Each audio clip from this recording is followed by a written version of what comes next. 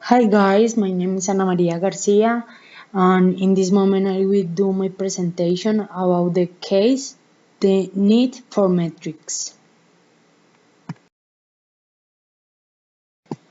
In this moment, I will do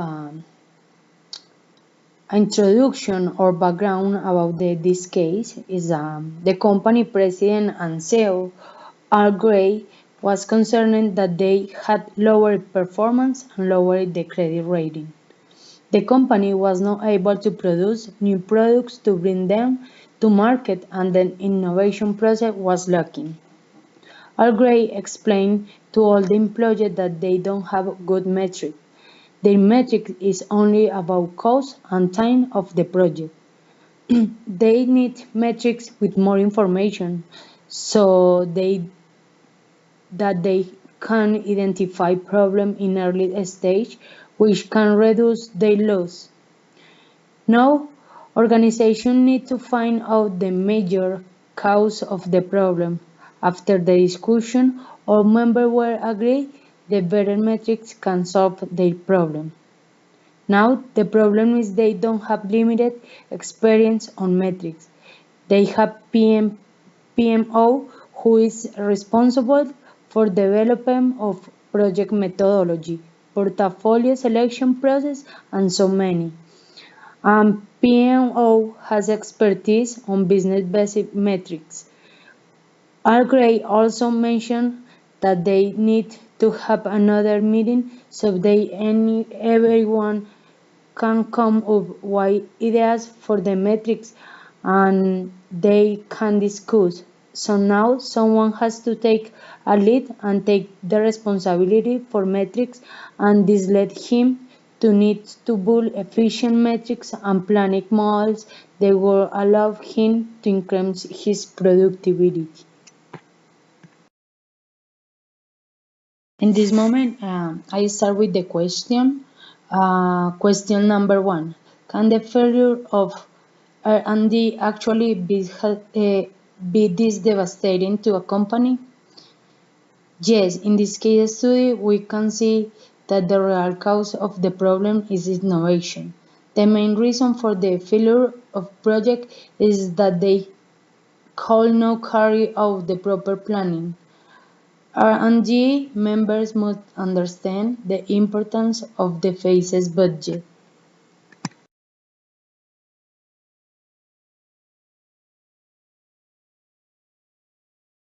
Question number two. When project work was bad and failure occurred, is it common practice for finger pointing and delaying of blame to occur even at the executive level?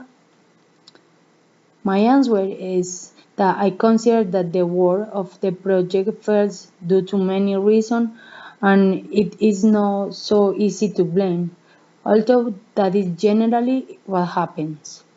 Instead of blaming each other, it is important to take responsibility and find the cause of the fissure.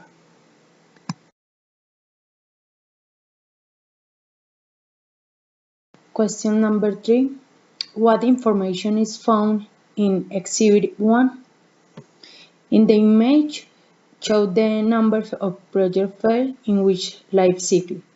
We can see the majority of project failed in a stage of 4 or 5. Of 7 projects, 3 projects are in last project and fail which cause and loss to a company.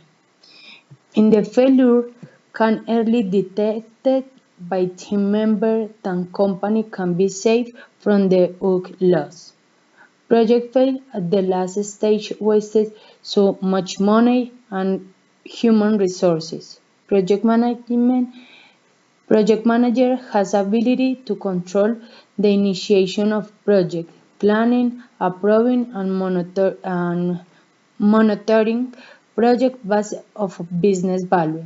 Some of the project can be eliminated in early stage if it's not meet to the project deadline or budget. Question number 4. What information is lacking in Exhibit 1? Exhibit show only which project file in which state of life cycle. We can add the cost of the project and the time it took in each stage for the computation of the project. From this information, we can compare cost and time of each stage with estimate value. It is important to know that how much time they have spent for each project and each life cycle. Question number 5. Is it possible that the highly talented resources can overthink an R&D project to the point where they look for the most complicated solution rather than simple solution? Failure in the R&D department can be fatal for the company because the main function of the R&D is to employ in new product research and development, existing product modification, quality check, and conception. A lack of R&D in a company with no innovation and product updates will face stiff competition from rival companies in terms of technology and quality of product, which will lead to decrease in sales and less revenue, ultimately leading to closure of the company.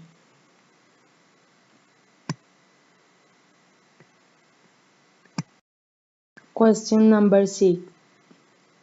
Is it good or bad to have 5 R&D projects out of 12 completed successfully?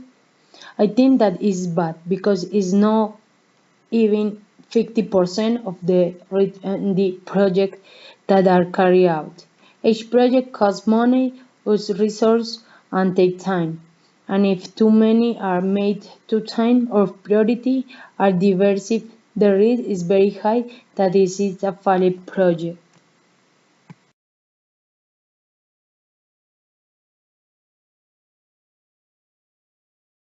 Question number 7. Can a PMO prevent failure? PMO have control over the budget, planning, people, and the project team. The PMO manager needs to constantly assess what is working and what is not working and what is not. So that they can say that PMO can prevent failure and I can keep on selling that this project is not according to estimate, time, and budget.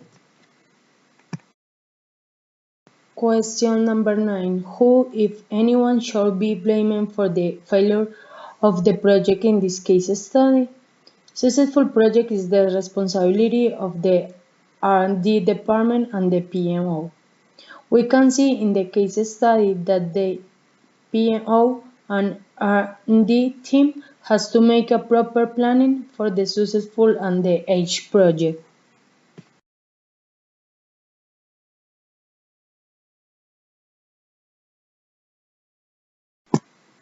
Question number 10. Is Han Hawthorne's description of engineer realistic? Yes.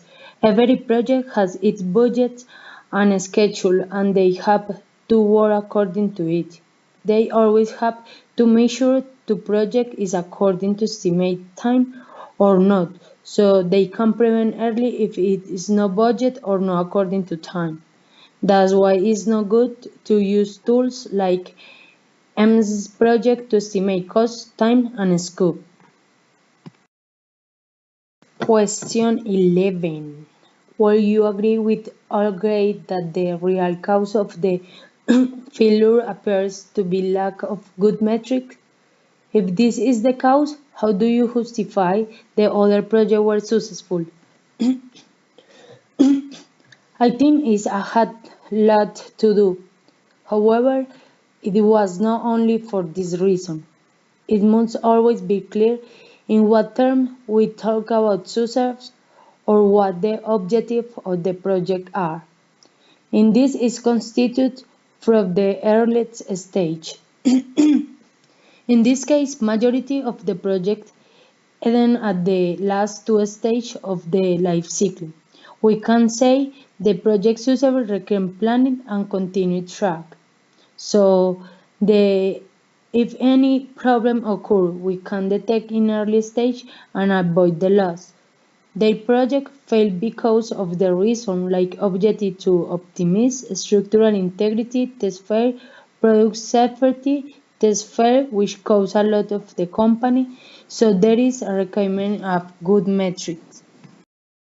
Question number 12. Should the PMO take the lead in the establishment of metrics? PMO should take the lead because PMO have the experience with business-based metrics.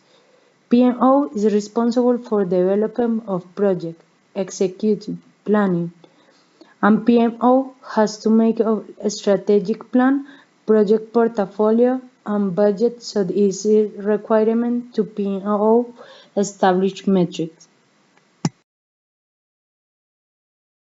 Question number 13. Are a few days enough time for the follower on the meeting and should the execute attend?